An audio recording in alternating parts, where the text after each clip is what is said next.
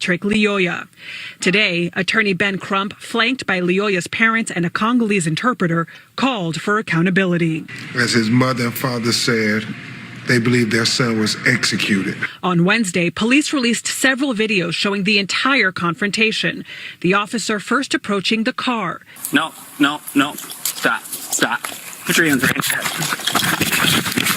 Stop. Lyoya resists and runs. For 2 minutes, there's a struggle. The officer fires his taser twice, but misses. The officer's body camera goes off. It's unclear why. But other videos show that while on top of Lyoya, the officer takes out his gun and fires one shot to the head. Yo. Woo!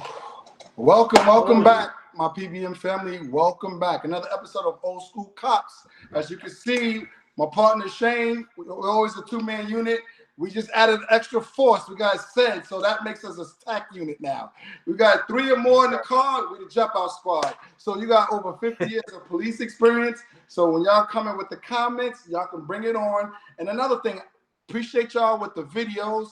And we want to add you guys to the conversation. So if you want to join the conversation and come on live with us, just hit me in a DM. Let me know. I want to come on and I want to join the conversation. But looking at this video, go ahead, Shane. You can start it off. Okay. I'm getting partial. He said they ordered the subject out of the car. I don't know what happened before that. Perhaps maybe it was a traffic stop, and then the guy started running. It sounded like also that maybe it could have been maybe some type of language barrier or what have you. The guy just ran for no reason. It seemed like I don't really know. But the officer decided to try to restrain him. He left, tried to tase him at least once or twice. The tase, I guess, didn't work. I know it seemed from hearing from the video that the officer got on top of his back and then pulled out his weapon and shot him in the head. In my assessment, it sounded like an execution to me. And let me tell you why. Because I didn't hear in the video and I seen in the video where there was a weapon pull or weapon dropped or anything of that sort. It didn't seem like the guy was just resisting. Many times when someone resists from me or running, I'll either call for backup. Sometimes people escaped on me. What I do, I get a warrant and I come up with the boys. We come to this house and we'll handle business from there. I don't know all the details, but what I've seen, shooting somebody in the back of their head, that's an execution in my aspect, in my preview. That's an execution. Again, I got to know more of the elements. I'm just getting bits and pieces of it, but I don't see a justifiable reason from a cop aspect to shoot somebody point blank in the head, in the back of their head. I don't agree with what happened right here. I really don't. Okay, appreciate that assessment. Okay, so we have a subject, right, that was resisting arrest. You get into a scuffle with the subject's on the ground, you're on top of him. Somehow or another, you as the officer are on the guy's back. Now, the subject seems like he's overpowering the officer, so he gets to lift the officer up on his back as he's getting up. The officer now takes his gun out and shoots the subject in the head. Now, when we start talking about deadly force and we talk policy, right? That particular officer has to feel that his life or the life of someone else was in immediate danger at the time of when he pulled the trigger and there was no other options. Now, as a union guy, right, I repped a lot of officers. If I had this case, I would try to make a strong argument that the officer was in fear of his life. He was telling the subject to get down. It was a confrontation. He was on his back. And now the subject is pushing with the officer on his back. The officer was scared that he was being overpowered and his gun was going to be taken. That would probably be the strongest argument I can make for him, because we all know that everybody, and this is the problem that I have when it comes to deadly force, because it's up to that officer's individual officer's fear level. Now, you can't rate fear level. Now, it just has to be reasonable, right? What may be fair to you, Shane, may be different from me. What may be fair to Seth may be different depending on size, if he's fast, depending on our own personal experiences. I come from an environment that I had physical confrontations growing up. So going hands-on wasn't bad for me. I had a lot of scuffles to where I'm not really worried about pulling my gun unless I'm in a situation where I'm strictly being overpowered, beat down, and I'm in fear of this guy taking. And I've been slammed before tussling with somebody, right? I got back into the fight. He was on the guy's back. The guy was pushing up, right? Now, this is just me and every officer. We all probably would have handled it differently. I would have just pushed off like I've done in this situation, grabbed mace, and then re-engage and use mace as an advantage tool, use my ass baton as an advantage tool. The subject didn't have a weapon, right? So for me, I'm going to go with your assessment, Shane. It wasn't a justified shooting, just based on my experience and having these type of situations, because I don't think someone's life was at risk at that time when I'm looking at this, being in these situations. The guy was stronger, obviously. He was pushing up. And I have to agree with you, Joe. Regroup. Grab another. You got a bunch on your belt. Grab the mace. Exactly. And this is what I've done one time. Guy was bigger than me, was stronger. He actually slammed me on the ground, but I was able to keep him with me, and we both went to the ground. So I was able to flip off of him, and then I got up and I hurried up and maced him. That which gave me the upper hand. I OC'd him. Once he had no sight, I was able to hit him in the solar plex, right? Air came out, grabbed him, armbarred him to the ground. I was able to cuff him. But that was me being comfortable with going hands-on. I've been in the academy in my own class where when we went to the Red Man, and Red Man for your audiences, when we get, it's like a ring. We all fight each other. We all fight instructors just to see how you would take a physical encounter. That was kind of fun for me, right? I liked it, right? I had 2 people quit that day that we had to get into a physical confrontation because it was timed.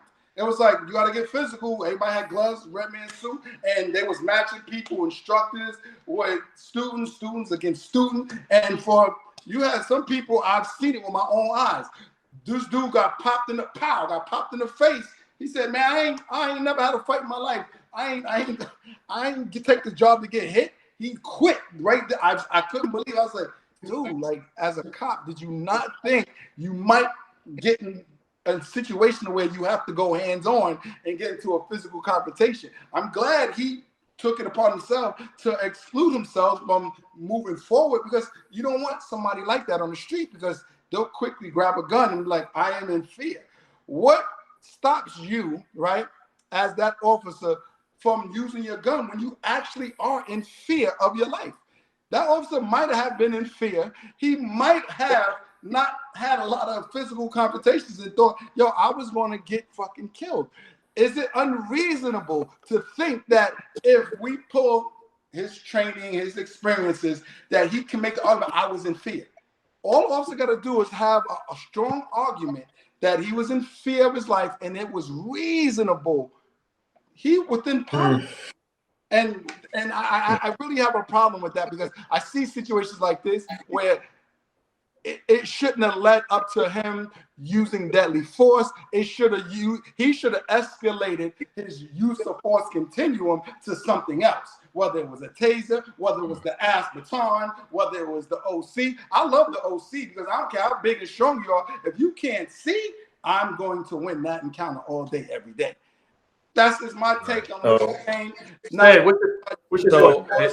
ahead. I'm going to apologize because on my end, like you guys are like a little blurry. So when I was watching the video, I can only see bits and pieces. So I'm trying to put it together based on what you guys were saying. So Clint Eastwood said, a man's got to know his limitations, right? That includes officers. Mm-hmm. When you need to engage, when to disengage, when to get a call for backup. So the problem I have with it is, sometimes, we were just talking about this, the 3 of us, prior to this. What I say, Shane, sometimes you just got to fight people. Correct. Sometimes we need to stop being so dependent on tasers and all of these other things. Sometimes you just got to get it in. And if you're not cut out for putting your hands on people, this isn't the job for you. And I'm tired of officers I'm in fear for my life, that being the catch-all for them to be able to utilize deadly force on unarmed people. I mean, this, learn some tactics, go train, be able to take somebody into custody, right? Because what does it say? We're supposed to be taking people, utilizing what type of force? To effect an arrest, overcome resistance, and prevent escape. That's what the force, has to be equal to. So from what the three of us know, I know there's more to this, but he's unarmed. So you have an unarmed citizen, you have a foot pursuit, the guy's trying to get away. Now they're rolling around. At no time from where I could see is he trying to take the officer's firearm. Did he try to take his taser, or is he still it looks like he's just trying to escape. Right. So how do you justify utilizing deadly force because you're on a man's back and then he gets up and you go, oh my gosh, or whatever? That's why I said know your limitations. If somebody is twice your size, why would I'm not the biggest guy. I'm not engaging someone that I know that I'm going to get in over my head. I'd rather stay back. I have a radio. I can call for backup. And like Shane said, what do we really have? Is it just a guy who doesn't want to sign a ticket? Is it something that's minor? Okay, he runs. We have his car. Let's find him some other day. Let's write it up instead of getting into a situation where either the officer or the citizen loses his life. I just can't see the justification. That's a great assessment, Sam. And one more thing. When you were talking about when you were breaking down to the audience, Joe, about his reasonableness of being fair. Well, the Graham standard says if you take officers, right? If you took other officers with that same amount of time on and you put them in that same exact situation, would they react the same way? I don't think so. Right. I would hope not. I'm praying not. I don't think if you take the three of us and you put us in that situation, we don't react that way. And I know several other officers, so that's why I can't buy into he was afraid. He just got in over his head. Go train, or this isn't the job for you if you're going to be pulling out your gun on everybody. Right. Said you made a good point earlier. To interject, Joe, real quick, you have to know that there's going to be times when you have to go hands on. That's the nature of the business. I remember growing up early on. You had to go hands on. My thought was never to pull my weapon unless a weapon was pulled on me or we're going to a shooting. Other than that, my brain has never went to go pull a weapon. You know, like Joe, I grew up in the Bronx. I grew up in Brooklyn. We fought every day. They try to take your lead jeans, your sneakers, listen, you got to be able to throw the hands. You got to. As a matter of fact, I'll go way back. My Captain Naval said, has anybody in the academy, he said, has anybody had a fight in school? Only 3 hands went up out of my whole academy. Never had he said, I don't think you guys are going to make it, because you got to know how to defend yourself. If you're here to try to apprehend somebody, you got to know how to use your hands. Like you said, take some training, get better at what you're doing. But my first thing is not to pull my weapon. It's never been my thing at all. You know, I always knew it too, that if I have to apprehend a subject, I got to go hands on. The use of force continuum will be elevated compared to the use of force they're using. And then you just kind of move from there. But in this case right here, I can never see myself pulling out a weapon. Even if you get up in your back, you jump back, like Joe said, use your OC2, or I'll come back with my Aspeton. There's so many other avenues you can do, and just talk to the guy. Also, it sounded like there was maybe a language barrier, and I'm saying that after the fact because the parents needed a condoleezza translator to talk to, I guess, the public, to the lawyer. So there was some type of barrier that was there, and as a law enforcement officer with a higher standard, you got to be able to discern, is this guy really understanding me? What's going on? He looks afraid. Let me what can I do to de-escalate this thing and apprehend this individual so I can go home safe and he could go home safe. So I got to agree with both of you guys' assessments. Yeah, I totally agree, man. Thanks a lot, man. It's just amazing. And said, you can't be surprised. And I hear you and I understand you. And I wish it was like that all the way around. But you know, if you put your boy as the officer that's going to be reasonable, he's going to absolutely justify this shooting because the nature of the culture is to protect each other. And a lot of people don't understand. When you start talking about looking out for you got to think, like, say me, Said, and Shane were all on the job. I go to Shane's call, I'm backing him up. I go to Said's call, I'm backing him up. He's backing me up. Shane is backing me up. Shane's backing Said. We're all building a camaraderie that we are taking care of each other. We are there for each other. And we all came to each other's rescues many a times. Now, all of a sudden, you get a guy like this and he shoots. The culture of law enforcement is not to do what we're doing here, saying, nah, he didn't get that one right. He should have actually been able to go hands-on and affect this arrest much better than that. Or, like you guys said, put the warrant on file, we get him another time, right? That's just not the nature of how law enforcement is. We got so many officers who will disagree with us just because of the nature of the job. But when it comes down to it, was that reasonable? And that is a strong argument to make. And that's a hell of a strong argument to make. Because just like us three will say, nah, I guarantee you I could call 3 officers right now that would say, oh, that's a justified shooting. So it's hard when you're battling. And for the actual audience, we have these conversations. We have the open conversations all the time so we can educate you. We want your guys to get home. We know in a sense that we're going to make it home because that's what the training instills in us.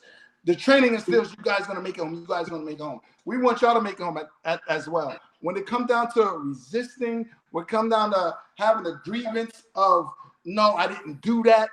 Yo, on the side of the road, the officer has home court advantage.